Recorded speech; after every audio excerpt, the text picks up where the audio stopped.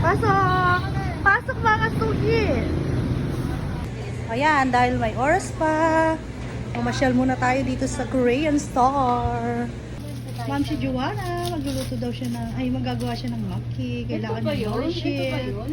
Kaway-kaway naman dyan sa mga magaganda. Iba-iba yung flavor. Iba yung flavor. 20 lang to, no? Oo, ayan masarap yan. Yes, 20. Gusto niya eh. Ay, ito daw yung favorite ni Bea. Bea, nood ka.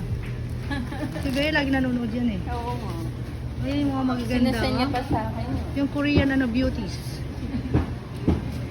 Mga juice Joanna, 45 pesos. Nalagay mo sa nalagay mo sa baso. Dito meron sila with ice. Bakit daw mas mahal ang sesame oil cake? Sagot mga suki. Yung mga nuts. My favorite nuts. Ito maganda, mixed nuts na siya. Ito almond. Oh, cashew nuts. Raisin. Ay, cranberry! Yung favorite niya, the cranberry. Oh, tamad magbalat ng sunflower seeds. Balat na. Pumpkin. Oo, yan. Kasi sabi mo. Oo. Ito. Why? Fishball. Way daw, way. Ito yung masarap na balls. Kakaiba, Naruto Maki.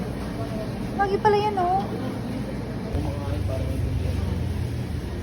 Diba?